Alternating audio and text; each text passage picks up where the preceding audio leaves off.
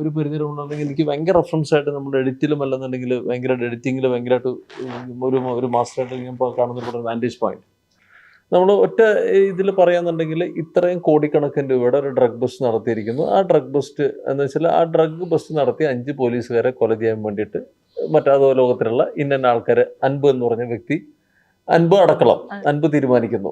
അപ്പോൾ പോലീസുകാർ ഒരു പാർട്ടി നടത്തുന്നു. ആ പാർട്ടിയുടെ അടുത്ത് എല്ലാവരും ഡ്രഗ് ചെയ്തിട്ട് പോലീസുകാരെല്ലാം കൂടി തന്നെ അതിനകത്ത് ഇതൊന്നും ബന്ധമില്ലാത്ത ഒരു വ്യക്തി വഴിയിൽ നിന്ന് അയാളുടെ മറ്റെന്താ പറയുക ജയിലിൽ എന്ന് വെച്ചാൽ അയാൾ കുട്ടിയെ കാണാൻ വേണ്ടി പോകുന്ന ജയിൽ ജീവിതം കഴിഞ്ഞ് കുട്ടിയെ കാണാൻ പോകുന്ന ഒരു വ്യക്തി അൺഫോർച്ചുനേറ്റ്ലി അയാൾ ഡ്രൈവർ ആവുന്നു. ഇതാണ് സംഭവം ഒറ്റ രാത്രി. അപ്പൊ പുള്ളി അതിന്റെ റെഫറൻസ് ആയിട്ട് പുള്ളി പറഞ്ഞ ഡൈഹാർഡ് സീരീസ് ആണ്. അങ്ങനെ എനിക്കത് അറിയില്ല. അസീസിന്റെ ഓർമ്മ പ്രശ്നമാണോ എനിക്കല്ല. അങ്ങനെ ഒരു പരിപാടി നമുക്ക് ചെയ്യാൻ പറ്റില്ല. ഞാൻ നമ്മുടെ ഗ്രൂപ്പിൽ തന്നെ കുറിച്ച് സംസാരിച്ചാണ്. കാരണം എന്ന് വെച്ചാൽ അത് ഓൺ ദി സ്പോട്ടിൽ ഒരു സാധനം പോലും മാറ്റില്ല. അങ്ങനെ എന്താണോ സ്ക്രിപ്റ്റ്, ആ സ്ക്രിപ്റ്റ് എൻ്റെ വീട്ടിൽ ഒന്നും ഇരിക്കുന്നുണ്ട്, പ്രിന്റഡ് ഇരിക്കുന്നുണ്ട്. ഒരു ലൈൻ പോലും നമ്മളൊരു കുത്തുകോമ്പ് പോലും മാറ്റാൻ പറ്റില്ല.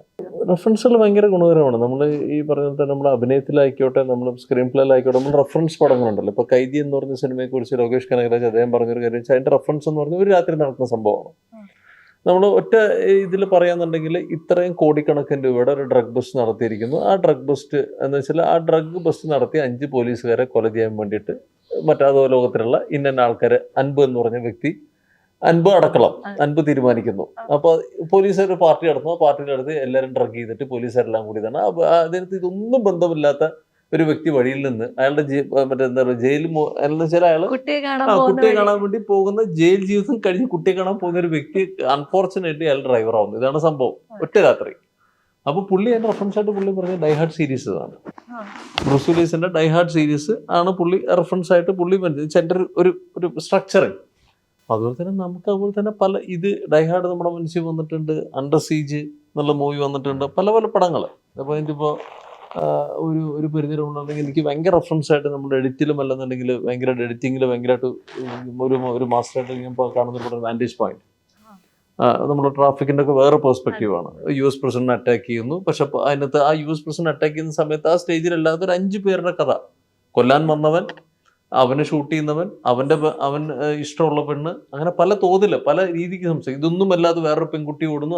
ആ പെൺകുട്ടി രക്ഷപ്പെടുത്താൻ പോകുന്ന വേറെ വ്യക്തി.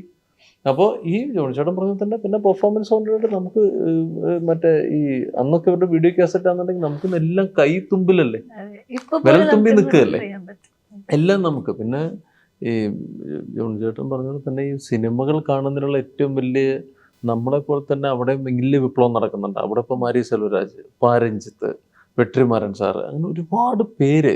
നമ്മൾ വിസാറിനെ സിനിമയൊക്കെ കണ്ടു കഴിഞ്ഞാൽ 2 ദിവസം നമ്മൾ വിറയ്ക്കും. വിസാറിനെ സിനിമ കണ്ടു കഴിഞ്ഞാൽ 2 ദിവസം നമുക്ക് കൈകാല് വിറയ്ക്കാം. അങ്ങനത്തെ അത്ര റോയാണ് ആ പടമൊക്കെ. എന്ന് വെച്ചാൽ ഒരു പോലീസ് സ്റ്റേഷനിൽ നമ്മൾ പോലീസുകാരെ പ്രകീർത്തിച്ചുള്ള സിനിമ. നമ്മള് ഇവിടുത്തെ സംവിധായകർ അവരെ അമ്പരിപ്പിക്കുന്നുണ്ട്. പണ്ട് ഇടയ്ക്ക് സുബ്രഹ്മണ്യപുരം അങ്ങനത്തെ മറ്റേ ആ സമയത്ത് നമ്മളൊന്നും അമ്പരുന്നായിരുന്നു. പിന്നെ അവരെ അമ്പരിപ്പിക്കാൻ തുടങ്ങി. ഇപ്പൊ അവരമ്പരുന്നോണ്ടിരിക്കുക. അപ്പൊ അങ്ങനെ ഭയങ്കര തമിഴും മലയാളം തമ്മിൽ ഞാൻ ഭയങ്കര ഇഷ്ടമുള്ള ലാംഗ്വേജ് എനിക്ക് തമിഴ് ഡയറക്ടേഴ്സും എല്ലാം.